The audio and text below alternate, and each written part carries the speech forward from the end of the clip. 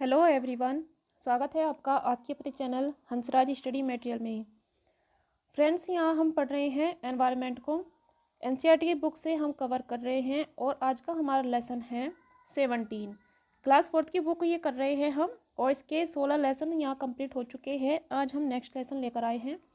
Friends, अगर आप भी इससे पहले के लेसन कंप्लीट करना चाहते हैं या फिर क्लास 5 की बुक हम पहले ही कंप्लीट कर चुके हैं तो आप उसे प्लेलिस्ट में जाकर देख लीजिए, वहाँ से आपके कवर हो जाएंगे। तो चलिए शुरू करते हैं हम आज के अपने लेसन को, जिसका नाम है नंदिता मुंबई में। चलिए देखते हैं लेसन में क्या है।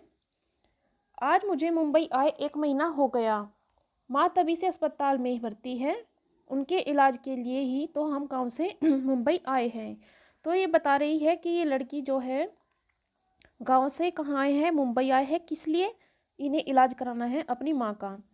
मुंबई एक बड़ा शहर है और मुझे धीरे धीरे शहर की आदत पड़ गई है, पर आज भी वो दिन आता है जब माँ और मैं मुंबई स्टेशन पर ट्रेन से उतरे थे।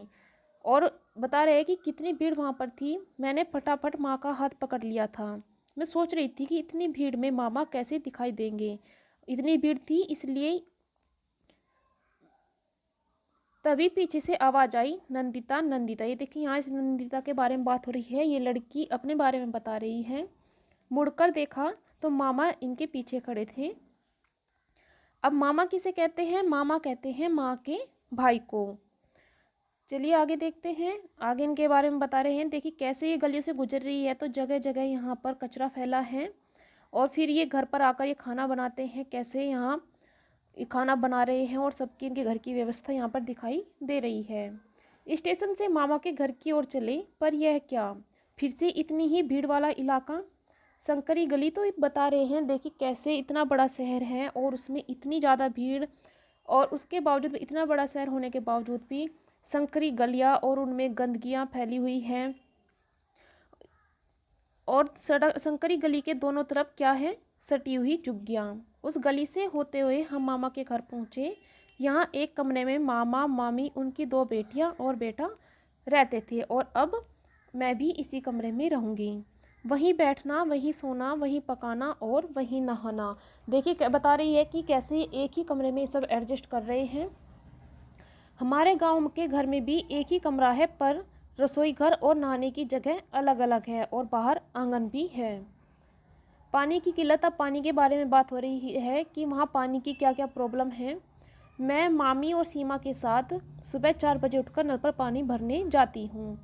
वहाँ पानी के लिए कितने झगड़े होते हैं। घर पहुँचने में देर हो गई तो समझो दिन भर का पानी भरा नहीं जाएगा।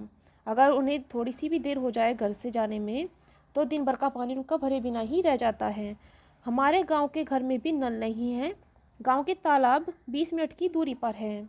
गर्मियों में कभी कभी तालाब का पानी सूख जाता है, तब घंटा भर चलकर नदी से पानी लाना पड़ता है। तो इन्हें गांव में पानी कैसे लाना पड़ता है? गांव में लाते हैं, ये तालाब से पानी लाते हैं। जब वो सूख जाता है, तालाब सूख जाता है गर्मियों में, तब इन्हें लाना पड़ता है नदियों से। पर पानी के लिए इतना झगड़ा वहाँ पर नहीं होता। देखिए कैसे यहाँ पर ये पानी के लिए झगड़ रही है। मामा की गली के एक कोने पर टॉयलेट बना है। गली के सभी लोग वहीं जाते हैं।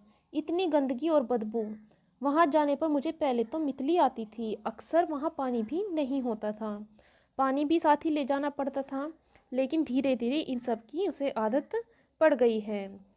अब आगे यहाँ कुछ क्वेश्चन दिए हैं, जैसे कि नंदिता को गांव से माँ को मुंबई क्यों लाना पड़ा? क्योंकि उनका इलाज कराना था। चलिए आगे देख लेते हैं, तो कुछ इम्पोर्टेंट नहीं लग रहे। सीख ही लिया। अब यहाँ देखते हैं क्या है। मैं रोज माँ से मिलने बस से अस्पताल जाती हूँ। शुरू में तो बसों में भीड़ देखकर हिम्मत ही नहीं पड़ती थी उसमें चढ़ने की। आदत जो नहीं थी, डर भी लगता था, लेकिन अब धीरे धीरे वो सब समझ रही है। मुझे समझ आ गया है कैसे लाइन में लगना है, कितने का टिकट लेना है और कहाँ पर उतरना है। बस्ती से कुछ दूर एक ऊंची बिल्डिंग है, वहीं 7 घरों में मामी सफाई और बर्तन धोने का काम करती है। एक दिन मैं भी मामी के साथ वहां गई। देखने पर पहले मुझे लगा कि एक ही बड़ा घर है, पर नहीं, वे तो एक के ऊपर एक बने बहुत सारे घर थे। मैं सोच रही थी कि इतनी सारी सीढ़ियाँ कैसे चढ़ूंगी, पर वहाँ पर लिफ्ट भी लगी थी और एक बड़े से लोहे के पिंजरे जैसी थी वो लिफ्ट। पंखा, घंटी, बल्ब सभी उसमें लगे थे। हम कितने सारे लोग उसमें घुस गए, बटन दबाया और झट से ऊपर चले गए। चलिए अब आगे देखते हैं। क्या कभी तुम्हारा कोई अस्पताल में भर्ती हुआ है? चलिए यहाँ तो इम्पोर्टेंट नहीं है, दूसरे घर में देख लेते हैं क्या है। मामी सबसे पहले मुझे बबलू के घर ले गई। उनका घर 12वीं मंजिल पर था। कितना बड़ा घर था। बैठक, खाने का कमरा, सोने का कमरा सब अलग अलग और रसोई भी अलग। वहाँ टॉयलेट भी घर के अंदर ही था। मामी को बबलू के घर काम करने में टाइम तो बहुत लगा, पर खास परेशानी नहीं हुई। रसोई घर में ही नल लगा था और पानी बह रहा था। बबलू ने नहाने के लिए पानी की बाल्टी लगाई और टीवी देखने बैठ गया। इस कारण से कितना ही पानी बह गया। तो देखिए कैसे पानी की कई जगह तो ऐसे है जिन्हें पानी भी नहीं मिलता, और कुछ व्यक्ति जिन्हें आसानी से उपलब्ध हो जाता है वो उसे बर्बाद कर देते हैं। बबलू के घर में बड़ी बड़ी कांच की खिड़कियां लगी थी। मामी ने मुझे खिड़की से नीचे देखने को कहा। खिड़कियों से मामा की बस्ती दिखाई दे रही थी। बस्ती तो दिखाई दी पर पता नहीं चला कि मामा का घर कौन सा था। चलिए आगे देखते हैं। देखिए यहाँ बिल्डिंग दिखा रहे हैं, कैसे ऊंची बिल्डिंग से, और यहाँ पर ये छोटी झोपड़ियों को दिखा रहे हैं। पाठ में मामा की बस्ती और ऊंची बिल्डिंग के बीच के अंतर की बात की गई है कि कैसे उनका रहना सहना अलग होता है, उनके घर में जो सुख सुविधाएं मिलती हैं उनमें कितना अंतर होता है। अब यहाँ है मामा के घर और बिल्डिंग के मकानों में क्या अंतर है। मामा की बस्ती के घर और ऊंची बिल्डिंग में बने घर, अब इनमें क्या क्या अंतर आता है। जैसे कि मामा की जो बस्ती है उसके घर में सभी लोगों के लिए, जो बस्ती के सभी लोग थे उन सभी के लिए एक ही टॉयलेट होता था। घर में नल भी नहीं होता था। रसोई घर नहीं है, शीशे की खिड़कियां नहीं हैं। जबकि ऊंची बिल्डिंग में जो घर बने हैं उन के सभी कमरों में अलग अलग टॉयलेट होते हैं। रसोई घर और बाथरूम सभी बाथरूम में नल लगा होता है। अलग रसोई घर होते हैं, शीशे की खिड़कियां होती हैं। अब आगे चलिए देखते हैं इनमें से तुम्हारा घर किसके जैसा है। अब यहाँ बताया है कि देखो आपका घर किसके जैसा है। ये देखते हैं क्या है। नीचे दी गई जगह तुम्हारे घर से लगभग कितने दूर है। तो बच्चों को ये चीज़ें कंप्लीट करनी है ताकि उन्हें पता चल पाए कि कितना अंतर है उसमें। बस स्टॉप तक कितनी दूरी पर है, जैसे कि 10 किलोमीटर, वहाँ जाने में कितना समय लगता है, 30 मिनट। तो इस तरह से ये सारा जो है यहाँ पर भरना है। चलिए आगे देखते हैं क्या है। एक नई चिंता। मामा ने कहा था कि वे मुंबई घुमाने ले जाएंगे। बस्ती के बच्चे चौपाटी की बहुत बात करते हैं। सुना है वहाँ बड़े बड़े फिल्म स्टार भी रहते हैं। काश हम भी वहाँ जाएं तो मुझे भी कोई फिल्म स्टार दिख जाए। पर आजकल मामा इतने परेशान हैं कि उनसे घुमाने के लिए कहीं जाने को कह नहीं सकते। पिछले हफ्ते कुछ लोग बस्ती खाली करने का नोटिस दे गए थे। अब यहाँ क्या होगा, जहाँ उनकी बस्तियाँ हैं वहाँ पर होटल बनने जा रहा है। मामा ने बताया पिछले 10 सालों में उन्हें तीसरी बार ये नोटिस मिला है। जो लोग यहाँ रह रहे हैं उन्हें अपना घर बनाने के लिए दूसरी जगह दी जा रही है। झुग्गी के बदले जो जगह मिली है वो शहर से बहुत दूर है, समझो शहर का दूसरा कोना। और वहाँ पर ना ही पानी है ना ही बिजली। पता नहीं वहाँ कोई बस भी जाती है या नहीं। मामा इतनी दूर से काम कैसे आएंगे काम पर, कितना ज़्यादा पैसा लगेगा और कितना टाइम भी उन्हें लगेगा। नंदिता के मामा के परिवार की तरह ही कई लोगों को अपने घर छोड़ने पड़ते हैं। और जब व्यक्ति को अपना घर छोड़ना होता है तब उन्हें क्या क्या परेशानियों का सामना करना पड़ता है, इन सब के बारे में बच्चों को भी बताया जाए ताकि उन्हें भी पता चल पाए। चलिए आगे देखते हैं क्या है यहाँ पर कुछ इम्पोर्टेंट। चलिए ये लेसन हमारा कंप्लीट होता है। नेक्स्ट लेसन देखते हैं। नेक्स्ट लेसन है हमारा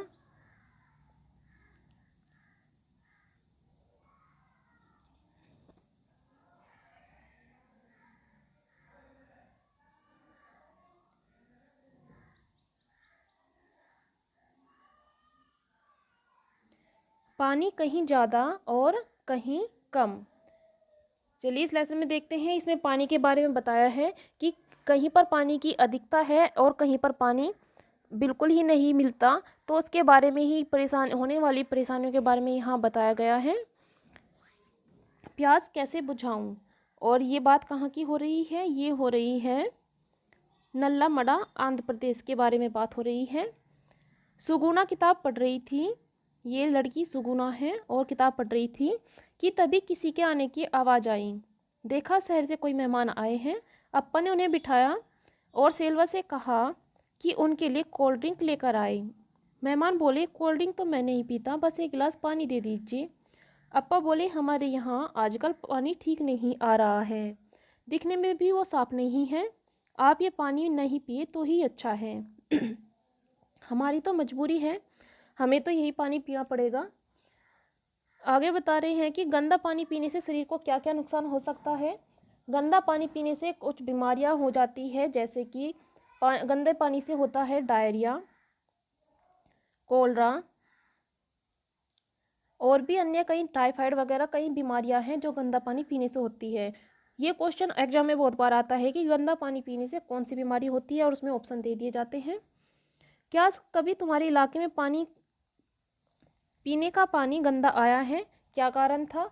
तो किस कारण से गंदा पानी हो जाता है? बिल्कुल हो जाता है जब पानी जो वाटर सप्लाई होती है उसके पाइप फट जाते हैं, टूट जाते हैं, तब गंदा पानी आ जाता है।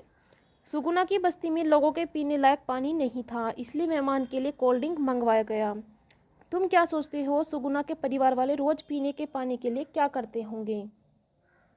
तो पीने के पानी के लिए क्या करना पड़ता है? देखिए, उसे उबालना चाहिए ताकि वो पानी में जो गंदे कण हैं, गंदगी है, वो उसकी समाप्त हो जाए और उसे छानकर तब पीना चाहिए ताकि उसके होने वाली बीमारियों से बचा जा सके। मेहमान ने कोल्ड ड्रिंक पीने से मना किया, तुम्हारे अनुसार ऐसा क्यों किया होगा? चलिए आगे देखते हैं, ये तो कुछ इम्पोर्टेंट नहीं है। पानी के खेल। बाजार गांव, महाराष्ट्र की बात हो रही है यहाँ पर। बाजार गांव के पास ही एक बड़ा सा वाटर पार्क था। एक दिन रोहन और रीना अपने मम्मी पापा के साथ वहाँ गए। वहाँ बड़े बड़े फुहारे चल रहे थे। तभी रीना बोल उठी, अरे रोहन देखो, यहाँ तरह तरह के पानी के झूले हैं, कितने बड़े बड़े तालाब हैं। रोहन बोला, छपाक छपाक। दोनों ने पीछे देखा, जूम जूम बड़ी सी फिसल पट्टी पर से तेजी से फिसलते हुए बच्चे छपाक करके पानी में गिर रहे थे।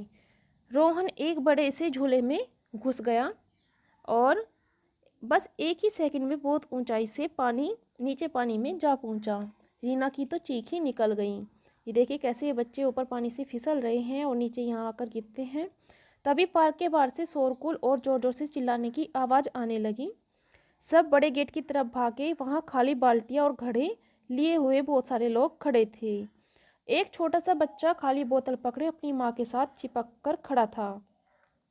रोहन की मम्मी ने उस भीड़ में से एक औरत से पूछा कि क्या हो रहा है।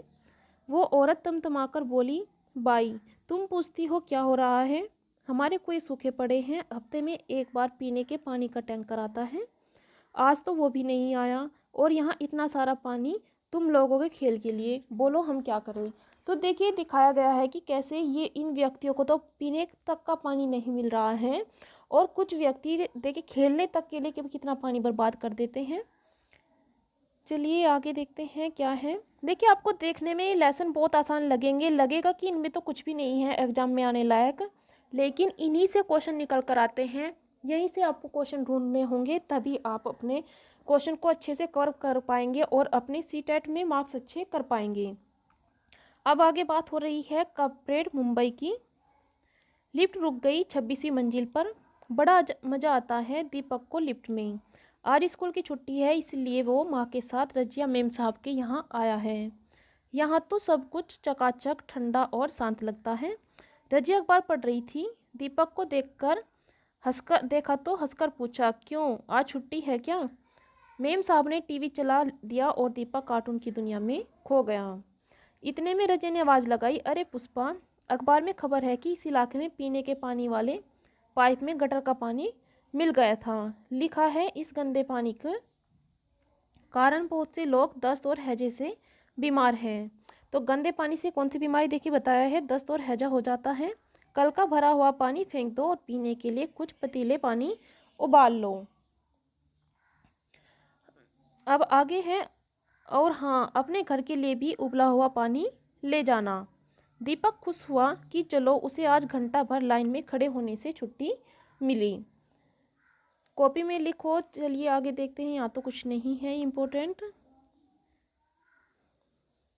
स्वयं करके, ये भी नहीं, ये देखते हैं।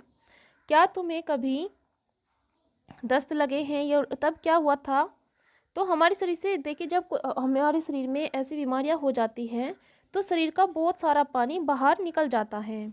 शरीर के लिए ये हानिकारक हो सकता है, इसलिए ज़रूरी है कि शरीर में पानी की जो कमी होती है वो पूरी की जाए। जब तक उल्टियाँ दस्त हो तब तक थोड़ी थोड़ी देर में पानी पीते रहना चाहिए। और कैसा पानी पीना चाहिए? उस पानी में मिलाना चाहिए शक्कर और नमक। अब बता रहे हैं कि शक्कर और नमक का घोल कैसे बनता है, ये देखिए। एक गिलास में यहाँ पानी लो, इसमें ये 1 चम्मच चीनी और 1 चम्मच, इस पानी को पहले उबाल कर ठंडा कीजिए और इसके बाद इसमें चीनी और नमक मिलाकर अच्छे से घोल लीजिए और फिर इसे पीना है। बीमार व्यक्ति को जब भी उल्टियाँ दस्त हो तब इस घोल को पिलाते रहो, साथ ही हल्का भोजन भी जरूर लेते रहना चाहिए। बहुत छोटे बच्चों को माँ का दूध पिलाते रहना जरूरी है। बीमारी रोकने के लिए दवाइयाँ जो घरेलू भी हो सकती हैं लेनी चाहिए, और अगर फिर भी प्रॉब्लम हो तब उन्हें डॉक्टर के पास जाना चाहिए। आगे देखते हैं यहाँ क्या दिया है। स्कूल में पीने का पानी कहाँ से आता है? तो सबके स्कूल में अपनी अलग अलग व्यवस्था होती है, जैसे कि नल से भी आता है, टंकी से भी, हैंडपंप से भी। तो कहाँ कहाँ से आता है, इसलिए इन सब को कंप्लीट करो। चलो चलिए आगे देखते हैं क्या है, आगे कुछ इम्पोर्टेंट है या नहीं। और यहाँ पर तो कुछ इम्पोर्टेंट नहीं लग रहा है।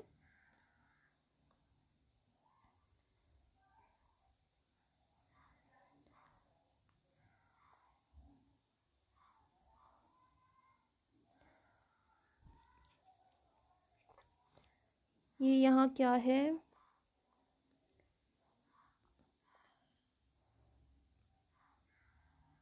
बच्चों ने उठाया पहला कदम, ये देख लेते हैं क्या है। यहाँ से इम्पोर्टेंट बन जाएगा एक क्वेश्चन। कर्नाटक के होलगुंडी गांव के लोगों को पानी की कमी की आदत पड़ गई थी। बारिश के दिनों में ही कुओं में पानी रहता था। पिछले 3 सालों में बारिश की कमी से वहां सूखा पड़ गया। पानी था ही नहीं, न खेती के लिए और ना ही पीने के लिए और ना ही जानवरों के लिए। हार मानकर लोग मजदूरी करने शहर जाने लगे। बच्चों को भी स्कूल छोड़कर बड़ों के साथ जाना पड़ा। गांव की पंचायत परेशान थी। सब लोगों ने इसके बारे में बात की। इस गांव की पंचायत की एक बहुत खास बात है कि इस पंचायत में बड़ों का साथ बच्चे भी होते हैं, और बच्चों की इस पंचायत का नाम होता है भीमा संघ। ये देखिए यहाँ से कितना इंपॉर्टेंट क्वेश्चन निकल कर आता है कि भीमा संघ क्या है। ये है बच्चों की पंचायत का नाम। बच्चों ने बड़ों से पूछा, क्या हमारे यहाँ हमेशा से ही पानी की दिक्कत रही है? तो बड़ों ने उन्हें बताया, ऐसा पहले नहीं था। पहाड़ी के ऊपर एक टंकी थी जिसमें बारिश का पानी भरा रहता था। उसमें मछलियाँ भी होती थी और आसपास बहुत हरा भरा रहता था। तब तो गांव के बाकी कुओं और तालाबों में भी पानी रहता था। तब भीमा संघ, जो बच्चों की पंचायत है, उसने सोचा कि पहले उस टंकी को देखेंगे। देखा तो पता चला कि टंकी कीचड़ और पत्थरों से भरी थी। उसमें पानी कहाँ से भरता? उसकी दीवारों में भी दरारें थी, फिर पानी कैसे टिक जाता? आसपास ना कोई पौधा था और न ही घास।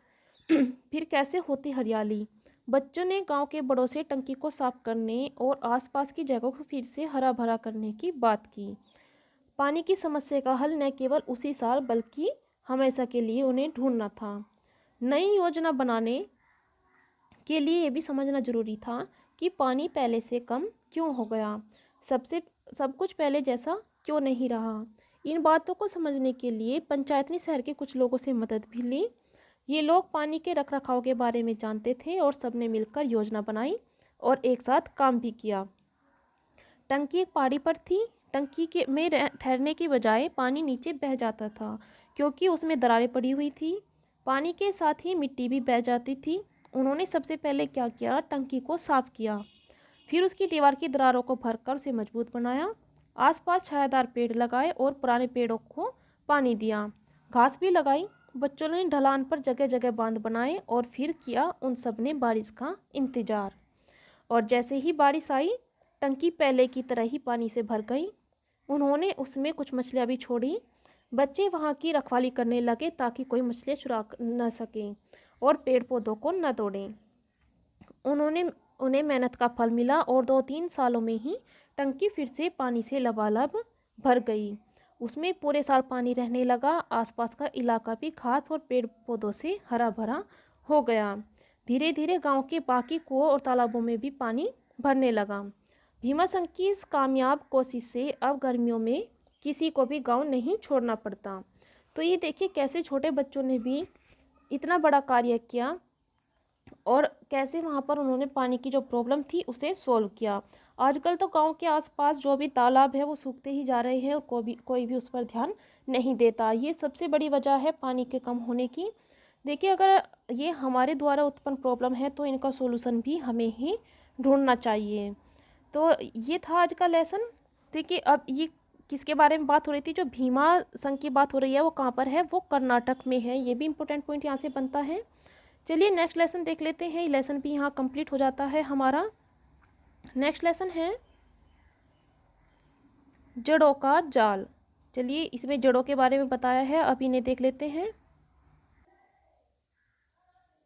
चलिए लेसन को देखते हैं क्या है इस लेसन में। अब्दुल छुट्टी के दिन बगीचे की देखभाल में अपने अब्बू की मदद करने गया। अब्बू आज मटर की क्यारियों में से सूखे पत्ते और जंगली घास निकालकर एक जगह जमा कर रहे थे। अब्दुल भी पास की क्यारी से ही घास खींचने लगा। वो घास के पौधे को आसानी से नहीं खींच पा रहा था। 2-3 घास के पौधे खींचते ही उसके हाथ लाल हो गए। खींचने के चक्कर में बेल के सहारे के लिए जो डंडी लगी थी वो भी गिर गई और तो और मटर की नाजुक बेल भी टूट गई। अब्बू ने कहा, तुम घास के पौधे क्यों खींच रहे हो? घास की जड़ें बहुत मजबूत होती है, तुम्हें इन्हें खोदकर निकालना पड़ेगा। तब अब्दुल ने खुरपी से कुछ घास के पौधों को उखाड़ना चाहा, पर वो बहुत मुश्किल था। उसने देखा घास का पौधा जितना बड़ा जमीन के ऊपर था उससे कहीं ज़्यादा वो जमीन के नीचे फैला हुआ था। ये देखिए कैसे यहाँ ज़मीन से इसे उखाड़ रहा है और इसके साथ ही कैसे यहाँ पर ये जड़ें इसमें फैली हुई है। घास का छोटा सा पौधा भी आसानी से क्यों नहीं निकल पाया, जबकि मटर की बेल के सहारे के लिए लगी डंडी एक झटके में ही गिर गई। तो क्यों नहीं निकाल पाया? क्योंकि जो घास का पौधा था उसकी जड़ें जमीन में गहराई तक थी और इसी कारण से वो उसे नहीं खींच पाया। क्या सभी पौधों की जड़ें होती हैं? बिल्कुल सभी पौधों में जड़ें होती हैं। अपने आसपास कुछ पेड़ पौधे देखो, अंदाजा लगाओ उनकी जड़ें कितनी गहरी है। चलिए आगे देखते हैं। अब्दुल को याद आया कि सलाद के लिए कुछ मूलियाँ उसे निकालनी है। अब्दुल मूलियाँ उखाड़ने लगा। उसने सोचा, क्या ये भी जड़ है? अभी अब्दुल ने कुछ ही मूलियाँ उखाड़ी थी कि बहुत तेज आंधी बारिश होने लगी। उन्होंने मूली को उठाया और घर की ओर भागे। अभी वे घर पहुंचे ही थी कि अचानक आंगन में खड़े नीम के पेड़ की टहनी टूटकर गिर गई और उसके अब्बू बाल बाल बचे। अब दोनों अम्मा के साथ चाय पीने बैठ गए। अब्बू बोले, पौधे सूखे जा रहे हैं, अब बारिश हो गई है, सो हमें पौधों को पानी देने की ज़रूरत नहीं है। अब हम आराम से बैठकर खेल सकते हैं। आगे है कि क्या तुम सोचते हो कि तेज आंधी के बावजूद नीम का पेड़ क्यों नहीं गिरा? तो नीम के पेड़ की टहनी टूट कर गिरी है लेकिन वो पेड़ नहीं गिरा। क्यों? क्योंकि पेड़ की जो जड़ें हैं वो ज़मीन में अंदर तक पहुंच चुकी है। उसकी जड़ें काफ़ी गहराई तक है जिसने पेड़ को सहारा प्रदान किया है और वह टूटकर नहीं गिरा। मुरझाए हुए पौधों को पानी देने से उनकी पत्तियां फिर से हरी हो जाती है। वो कैसे हो जाती है? देखिए ज़मीन से जो मिलने वाले पोषक तत्व होते हैं वो पौधों में कैसे पहुंचते हैं? वो पानी के सहारे ही पौधों में वो पहुंचते हैं और जब उन्हें पानी नहीं मिलेगा तो वो मुरझा जाते हैं। चलिए आगे देखते हैं आगे क्या इम्पोर्टेंट है। अब्दुल को ये सोचकर आश्चर्य हुआ, क्या मूली भी जड़ है? अब मूली क्या है? देखिए मूली का पौधा जो है वो एक जड़ होता है। चलिए आगे देखते हैं आगे क्या है। देखिए केवल मूली ही नहीं, बहुत सारी सब्जियां हैं जो जड़ होती है जिनका खाने में प्रयोग किया जाता है। और ऐसे ही यहाँ पर एक चार्ट दिया है जिसमें से बताना है वो कौन कौन सी सब्जी है जो जड़ होती है। जैसे कि यहाँ बैंगन है, ये जड़ नहीं है, लेकिन ये गाजर जड़ होती है, लौकी जड़ नहीं है, गोभी भी नहीं है, ये भी नहीं। और यहाँ पर जैसे मूली जड़ होती है और सलजम जड़ होती है। और ये यहाँ पर सॉरी ये दिया है गांठ गोभी, ये जड़ नहीं है, ये भी नहीं है, जबकि ये जो है यहाँ पर इस सब्जी का नाम है गांठ गोभी और ये होती है जड़। तो यहाँ पर कितने जड़ है? यहाँ पर केवल गाजर, मूली, शलजम और गांठ गोभी, ये सभी जड़ हैं। आगे देखते हैं। आजकल तो अब्दुल के दिमाग में पौधे ही घूमते हैं। उनके बारे में अनेकों सवाल उठते हैं। स्कूल की दीवार से एक पौधा निकलते देखकर, ये देखिए कैसे दीवार से ये पौधा निकल रहा है, और इसे देखकर उसके दिमाग में कुछ सवाल उठते हैं, जैसे कि इस पौधे की जड़ें कहाँ तक जा रही होंगी। तो जो दीवार में पौधा उगा है, इसकी जड़ कहाँ तक होंगी? वो दीवार के अंदर पहुँच रही होंगी। इसके बाद इसकी जड़ों को पानी कहाँ से मिलता होगा? देखिए दीवार में जो नमी मौजूद होती है उसी से को जड़ें सोख लेती है। इसके बाद ये पौधा कितना बड़ा होगा? यदि इस पौधे को दीवार से नहीं उखाड़ा जाएगा तो ये भी एक बड़ा पेड़ बन सकता है। तब दीवार का क्या होगा? दीवार के बड़े होने से पौधे के बड़े होने से ये दीवार फट जाएगी। चलिए आगे देखते हैं। पौधे जड़ों द्वारा पानी कैसे लेते हैं? ये इस उम्र के बच्चों के लिए समझना थोड़ा कठिन है, और ये सोचने के लिए उन्हें अवसर प्रदान किए जाए और जहाँ तक हो सके उन्हें थोड़ी जानकारी इसके बारे में बता दी जाए। चलिए आगे देखते हैं। अब्दुल ने देखा कि रास्ते में एक बहुत बड़ा पेड़ गिरा हुआ है। उस पेड़ की कुछ टूटी हुई जड़ें भी दिखाई दी। उसने अपने घर का नीम का पेड़ उसे याद आ गया। अब देखिए उसके मन में कुछ सवाल फिर से उठते हैं, जैसे कि क्या इतने बड़े पेड़ को किसी ने उखाड़ा होगा या फिर ये अपने आप ही गिर गया। देखिए इतना बड़ा पेड़ ये आंधी तूफान आने से गिर गया है। अब वो सोच रहा है कि ये पेड़ कितना पुराना होगा। तो लगभग काफ़ी, जब इतना बड़ा पेड़ हो जाता है तो लगभग 50 साल के आसपास वो पुराना होगा। चलिए आगे देखते हैं। चित्र में देखो कैसे पेड़ के चारों तरफ ये सीमेंटेड हो चुकी है ज़मीन। इससे बारिश का पानी कैसे मिलेगा? देखिए जब चारों तरफ से उसे सीमेंटेड ज़मीन को कर दिया जाता है तो इससे पौधों को की जड़ों तक पानी आसानी से नहीं पहुंच पाता, लेकिन उसकी जड़ें केवल यहीं से पानी नहीं ग्रहण करती, वो ज़मीन में काफ़ी अंदर तक पहुंच जाती है और वहां से वो पानी प्राप्त कर लेती है। चलिए आगे हैं जड़ें ऐसी भी। और सुनो एक और मज़ेदार बात। बरगद के पेड़ की लटकन जिस पर अब्दुल और तुम्हारे जैसे बच्चे झूला झूलते हैं, असल में वो क्या है? वो इसकी जड़ें होती है। और कहाँ से निकलती है? निकलती है पेड़ की टहनी से, और बढ़ते बढ़ते कहाँ तक चली जाती है? ज़मीन के अंदर चली जाती है। ये मजबूत खंभों की तरह पेड़ को सहारा प्रदान करती है। दूसरे पेड़ों की तरह ज़मीन के अंदर भी बरगद की जड़ें होती है। अब आगे दिया है पेड़ काटने के लिए कानून बनाए गए हैं। देखते हैं क्या कानून है। सड़क पर बिजली के खंभे के पास इतना लंबा घना पेड़ था कि बल्ब की रोशनी भी नहीं आ रही थी, इसलिए लोगों को उसकी छटाई की ज़रूरत हुई। ऐसा करने के लिए भी लोगों को इस इलाके के सरकारी दफ्तर में लिखित मंजूरी लेनी पड़ी। देखिए कैसे पेड़ की जो टहनियाँ हैं उनकी छटनी करने के लिए भी मंजूरी लेनी पड़ती है।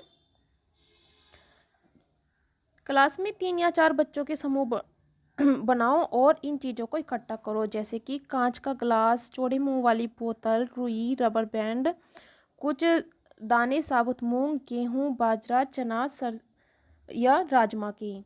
अब क्या होगा इससे? देखिए अब बच्चों का प्रयोग करने के लिए बोला है, जैसे कि एक ही तरह के 5-6 बीज को एक कटोरी पानी में रात भर भिगो दो। एक कांच का गिलास या फिर चौड़े मुंह वाली बोतल लो, इसके मुंह पर रुई की एक तह गीली रख करके रख दो। अब रबर बैंड या धागे से इसे बंद कर दो। भीगे हुए इन बीजों को गीली रुई पर रखो।